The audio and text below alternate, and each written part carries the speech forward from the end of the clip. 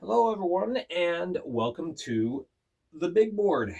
Yep, it is schedule time. It's when we're talking about the schedule, and we're going to break this down. Yeah, a lot of head scratching. Now, I'll say this: making a schedule is hard. Making a mock schedule was tough. That's easy compared to making the actual schedule. So, I want to start this off by saying if it sounds like we're complaining a lot about the schedule, well, yes, we are. But we do understand that making a schedule, taking into account arena availability, 14 different teams making demands about, this is what we want with the schedule. You know, you've got to do a lot of compromising, a lot of meeting in the middle, and it's tough. I understand that. But I think overall, I think the league missed the mark a little bit. Um, there are a couple teams that made out very well with the schedule. Other teams, no. Anyway, so we'll get into this.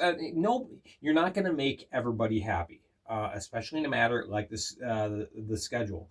I mean, the NHL schedule comes out, and it's one of the most balanced schedules of any sports league, and people complain, including myself. But I really feel like this is closer to the mishap we had from 2 seasons ago, um, when the league had 11 teams, odd numbers, so that really created a lot of havoc. So I understand why things went sideways 2 years ago, but I feel like this schedule is closer to 2 years ago than it was to last year. I think overall, last year's schedule was pretty good. Again, yeah, there are nitpicky things we're all going to complain about, but I don't know. I don't know. Well, before I get into each team's breakdown, and I'm explaining a little bit of this, just want to mention holidays. One of the things I do like, as far as what the league did with the schedule, there are things I like. And one of the things is they went full in on holidays, New Year's Eve, full schedule, Halloween, full schedule. I know there's a few people that will say, uh, oh, it's terrible. You're having a game on Halloween. People aren't going to turn out for it. People do. People do. And mainly because the teams are creative, they create a great Halloween theme, and the numbers speak for themselves. Attendance numbers last Halloween were great, or right around Halloween, and I think they will be again this year. So I personally I disagree with the notion that Halloween is going to be an off night. I don't think so. Um, Now, the 5 games on Thanksgiving Eve this year. Last year, I think it was only 3, and the numbers were great. So the league said, yeah, let's do this. Thanksgiving Eve, five games played. The only thing, and you couldn't avoid this, it's a Friday, day after Christmas. And there are a couple teams that have to travel lengthy distances, and I feel for them. That would be Port Huron, Blue Ridge, and Monroe. They've all got lengthy road trips of like 9, 10, 11 hours to make. And usually, when you have that long of a road trip, you start up the night before. So these teams will be boarding buses the night of Christmas. So that's unfortunate, but it's a Friday game, and you got a full slate. So all right. So anyway, let's get into this. What I did is I broke this down as far as first game, first home and road game, home in red, road in blue, how many different opponents they play, some of their most common opponents, and we listed a little factoid about the schedule, or something unique about the schedule on each of these. All right. Athens. Let's start there. Go to the Continental Division and the Empire Division. Athens, they start their season in Indiana. I thought this was one of the more curious opening games or opening matchups. But anyway, it's not Indiana's first game, but it's Athens' first game. So they travel to Indiana for a game on Friday the 17th. They play Carolina at home Saturday the 25th. So 3 games on the road and then they're home. So not bad. They play 9 different teams. Now, the Southeastern Pod was a lot easier to schedule because you have 5 teams all kind of bunched together, all within 4.5 hours of each other. So when I did the mock schedule, I kind of saved the Southeastern Pod as the last pod that I would schedule because it was easier to fill in matchups and create a more balanced schedule. And you see that with Blue Ridge and with Carolina. Not so much Columbus and PD, but and that's where I feel like a mark was missed. I feel like okay, when I did the mock schedule, all of my teams played at least 8 opponents. Most of them played 9, and I think that was the sweet spot. And I think the league missed that. But anyway, getting back to this. Okay, 9 teams. They play PD 14 times, Monroe 11, and Columbus 8. 33 of their games, that's 60% of the schedule against 3 different opponents. I know it sounds like a lot, but wait. All right, December, the only 2 teams they play the whole month is PD and Columbus. So not much travel for Athens in December. Good for them. Baton Rouge, okay, they take to the road on the 18th against Monroe. They play at home versus Columbus for one of those Halloween days. Hey, you bring the whole voodoo theme and stuff like that into Halloween game. It'll be a big draw. But anyway, most common opponents. They only play 7 teams. The Southwestern teams, not as many opponents. 7 teams. They play Monroe 15 times. Well, that makes sense. They're right next to each other. They play Topeka 14. We'll get into that in a bit. Makes some sense. It's not too bad of a travel for Topeka. It's 12 and a half hours, I believe. And then Biloxi 12 times. So 41 games, 3 opponents. Now, Baton Rouge has that lengthy road trip that they have to take because the Raising Cane's River Center is closed off because of Mardi Gras. But it's not as long this year. It's only a little bit over a month. It's 5 weeks. Last season, it was 7 weeks that Baton Rouge had to take their lengthy road trip. This year it's only 5. So that's not bad. Weird thing, 23 games against Empire Division teams. Now that's primarily Indiana and Topeka, but still. Way down south, let's play the northern teams. For Biloxi, we have their opening game in Monroe, Saturday the 11th, and they will be hosting Monroe on Halloween. 7 teams they play. Again, they're down that southwestern corner. They will be playing Monroe 14 times, Baton Rouge 12, and Topeka 12. So that's 38 games, 3 teams.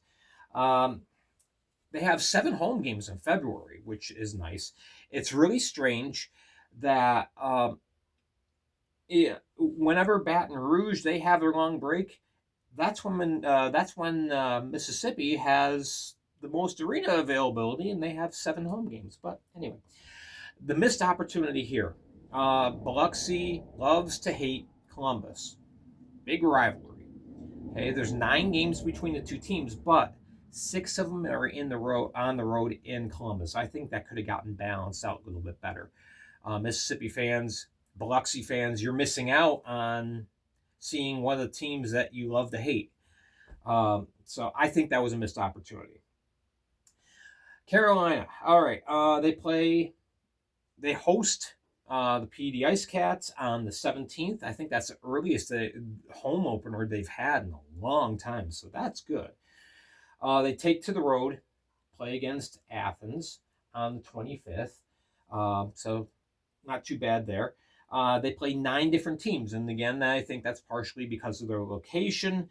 They play Monroe 13 times. That's their most common opponent, and that puzzled me. 12 times against Blue Ridge, 13 times against Monroe. Athens, 9 times. So there's 34 games for your biggest 3 opponents. 5 3-3s though. This is the real doozy for Carolina. If you don't know what I mean by 3-3, that means you play 3 games in 3 days: Friday, Saturday, Sunday, or Thursday, Friday, Saturday. That is exhausting. And they have to do it 3 weeks in a row. 9 games in 17 days. That's a lot. That's a real lot. Yeah, I don't know what happened there, but anyway. Another missed opportunity. Again, Columbus. It seems like everybody loves to hate Columbus in the South, but we won't go there. Only 6 games against Columbus, though. One of the fiercest rivalries in the FPHL. You cut it back to 8 this last year, and now it's down to 6. So I really think the league missed the mark there. Okay, good. Blue Ridge, your closest opponent, and a big rivalry there. 12 times, great. Yeah, should have picked this up more. All right, Columbus. Let's talk about them. They are one of the teams. They're the team with the latest home start, and that is not because the league decided to stick it to them. That's because the Columbus Civic Center is not available.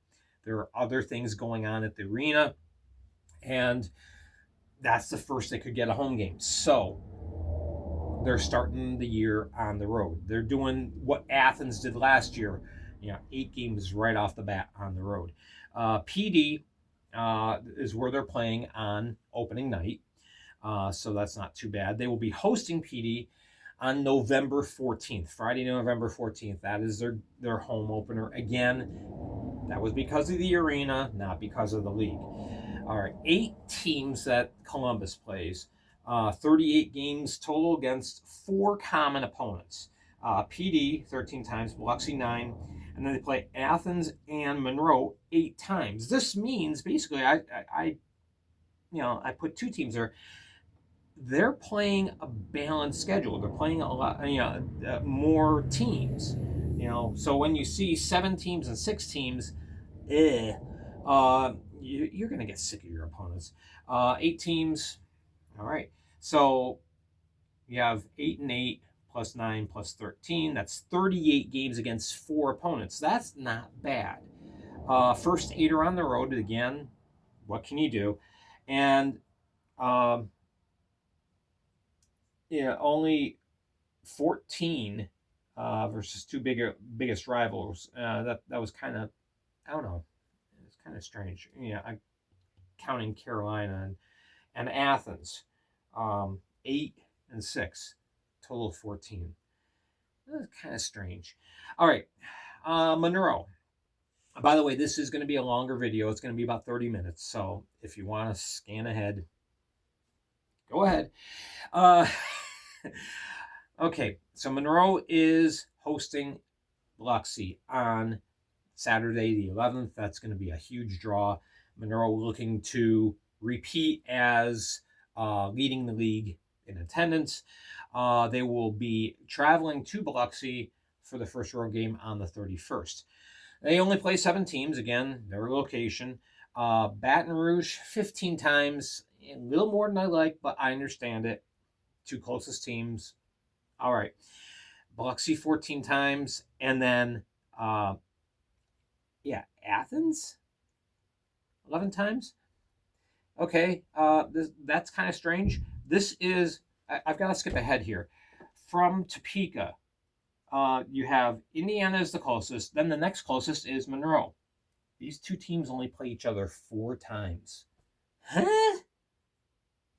What? Okay. Uh, okay. So just 3 teams before Christmas, and it's these 3 teams. From October until Christmas, these are the only 3 teams you're going to see. Only 2 against PD. And I'm a little disappointed, I admit, in this. I don't think this is anything deliberate that the league did, but it would have been kind of fun to see more matchups between the 2 teams that Parker Moscow owns. I was hoping for at least like 6 matchups. Alas, we get 2. All right, for the PD Ice Cats, the last team we'll talk about in the Continental Division, they are starting the year off at home against Columbus on opening night, the 10th, and that's the second game. Binghamton starts a little bit earlier, PD 15 minutes later, so opening night. All right, 7 teams they play. Oh, I'm skipping ahead. I'm sorry. Okay, so they host Columbus, and then the following week they go to Carolina, Friday, the 17th. And they play 7 teams. Okay, I had 4 teams because look at this number here. We got Columbus 13 times, Carolina 13 times, Athens 14 times. That makes sense, just because of locality, and then Blue Ridge 9. So all your Southeastern Pod teams, 49 out of 56 games. So I said 7 teams, but yeah, you only have a total of 7 games against 3 other opponents. Yeah. Are the fans going to start getting sick of seeing the same few teams? We'll see. I'm hoping because we're talking about a new team, there hasn't been hockey a long time in PD, that attendance is going to be okay. Attendance will be good. I think they could have had more diversity in their schedule. All right. So there we go. 50 games on either Friday or Saturday. So that is good. That's a benefit. And that's another good thing that the league did. They have almost 90% of games this year are either on Friday or Saturday. There's a few Sunday matchups, a few Thursday matchups, and really Wednesday is only when there's like a holiday. So in that respect, I think the league did a good job. All right, let's go to the Empire Division, talk about Binghamton first. These are in alphabetical order, each division. All right, they are the first game, hosting Watertown on the 10th. Banner raising, it'll be a big to-do. Okay, next day, this is a home and home. Okay, these 2 teams are about 2.5 hours apart, so that's not too bad. Game time here is 7 o'clock. Game time in Watertown, noon? That's strange. Only playing 7 teams. And I was afraid this was going to happen with the 3 teams in the Northeastern Quadrant. You're going to see a whole heck of a lot of your 2 closest opponents. For Binghamton, it's Watertown 17 times and Danbury 16 times. 60% of your schedule against 2 teams. All right. The noon starts on the home and home because it's not just this weekend. It's also the following weekend. It's home against Danbury, and then the next day at noon in Danbury. Who makes this up? Fortunately, that is something that I feel like the 2 owners could get together and say, hey, can we push this game game time back a little bit, like 7 o'clock? Because this starts to fly in the face of player safety.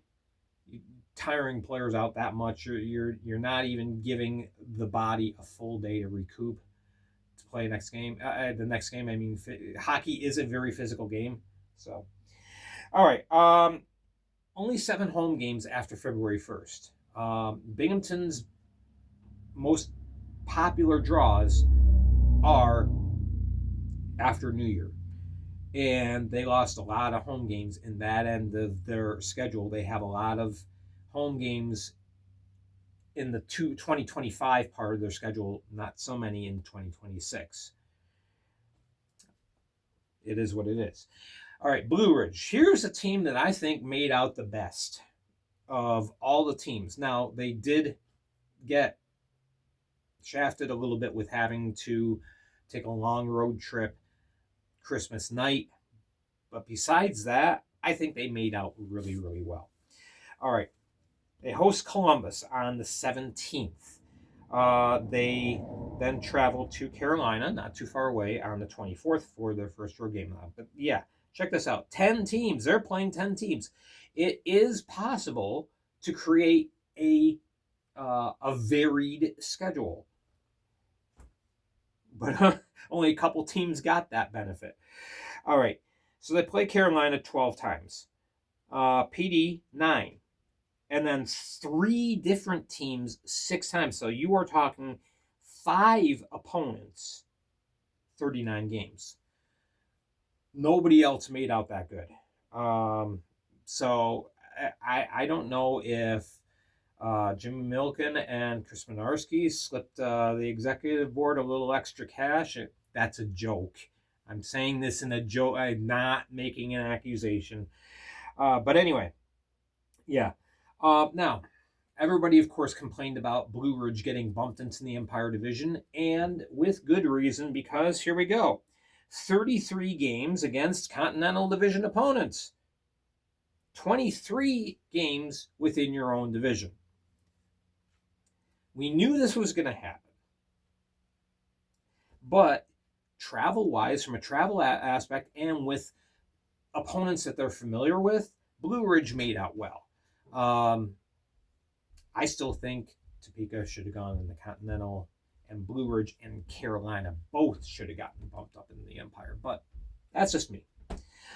Okay, so I think this was the best schedule. I really do, of any team. You do have Christmas, but other than that, I think Blue Ridge made out well. All right, Danbury. They start the year hosting the Port Huron Prowlers. 2 words, Ben Brockway. All right, so that's going to be a big matchup. They travel to Binghamton the following Friday, and then, as we said, on the 18th is a noon start. Whatever.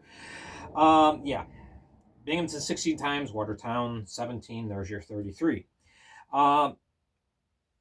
Only 4 Continental Division, I meant to say games, not teams.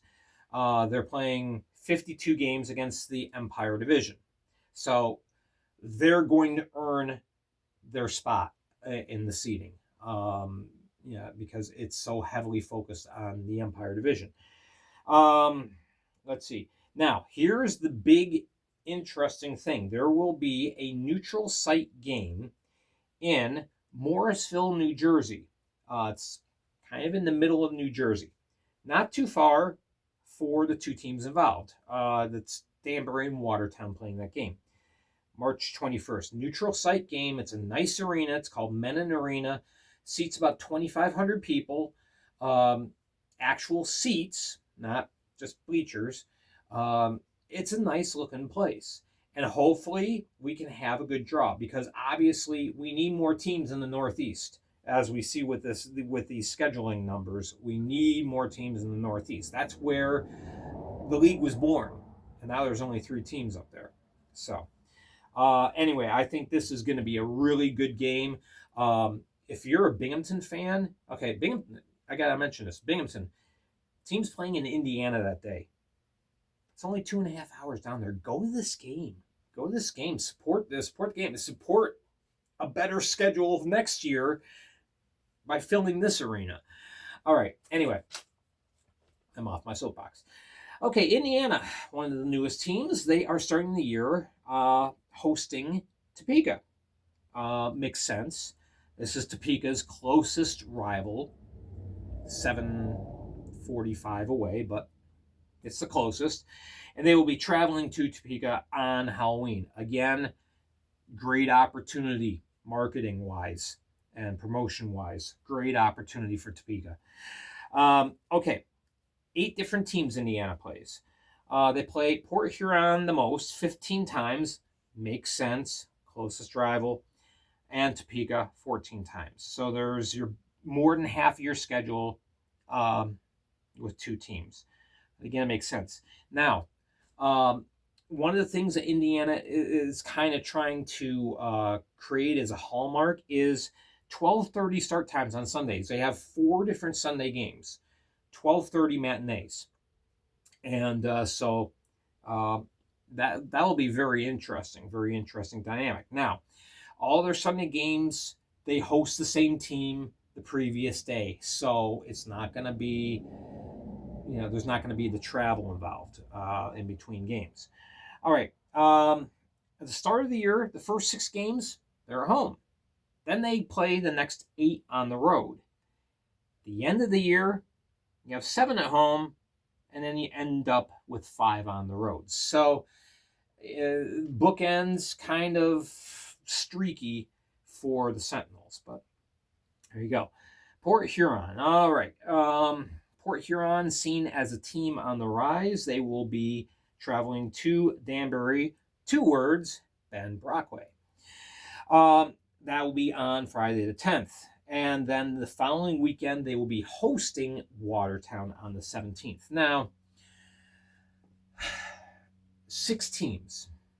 Yes, you're a little bit of an island up there in the central north. But I think they could have had some games against some of the southwestern teams, Monroe, Biloxi, Baton Rouge. Travel is not that bad. It's about 9-10 hours, which with the size of the footprint now in the league, that's not bad. Only the 6 teams, all Empire Division teams. They're not playing one Continental Division game. If you can see it, you see my note, I'm not saying it. All right, Indiana, 15 times. Watertown, 10 times. Topeka, 10 times. 35 games against your 3 most common opponents. Next, Topeka. Wow, this is 27 minutes. Okay, they are traveling to Indiana opening day. They're hosting Biloxi on the 17th. 6 teams. This makes sense because they are so far to the west. You don't want to make a team travel 16, 17, 18 hours. Why is there a team in Topeka? Well, there's opportunity there. It's seen that way. Hopefully there will be some teams that fill the gap geographically out west next year. All right. And actually Tuesday, I'll be talking about one that I can confirm. Yeah, we're talking about expansion already a year early. Okay, so they play Indiana 14 times, Baton Rouge 14 times, Biloxi 12 times.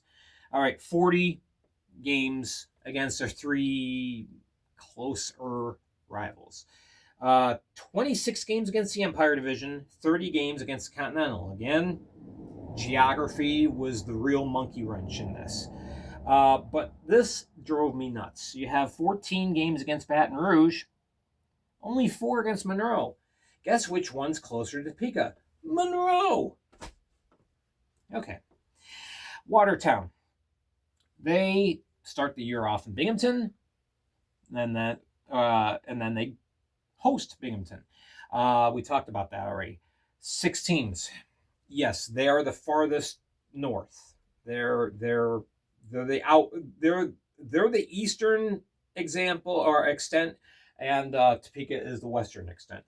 Okay, 17 games against Binghamton, 17 against Danbury.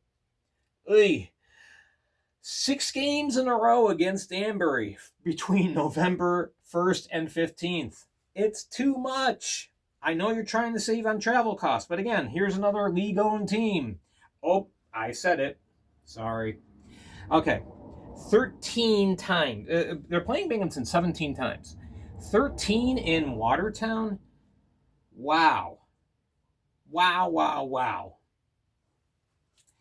So I'd like to close this off by saying I think the big winners were, as far as making out with the schedule, and how they made out. Blue Ridge, um, and then PD and Port Huron. I think were the big winners. I'm not going to say who's a loser, but I think they made out the best. Well, this is over 30 minutes, and I apologize. I would like to say one thing, and I'm putting this out seriously. All right, for anyone, I know there's a couple people that are involved with the league. There's some owners and GMs that watch, and thank you. I appreciate that. Um, I really do. I think that's awesome. I appreciate that you consider my work. So anyway, I am putting this out as a serious offer, okay? And I'm not saying this in the aspect of, oh, I can do better. But, okay, I'm a math nerd. I'm a geography nerd. Okay, I am built to make a schedule. I am making an offer to the league. You pay me $500 as a flat fee. I will make next year's schedule up for you. I'm serious. You give me access to the intranet.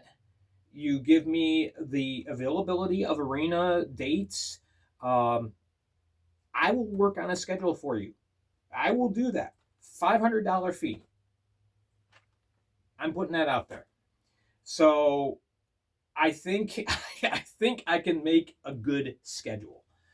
So that's a serious offer. It's a serious offer. One less thing off of your plate. I'll talk to the owners again through the intranet, work on things.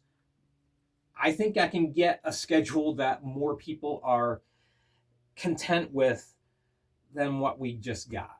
And that, I'm not saying that as a negative put down. I'm saying that you have an opportunity to improve. I can do it. I seriously can. All right. So anyway, I've made my pitch. Okay, that is it. That is the end of the schedule discussion.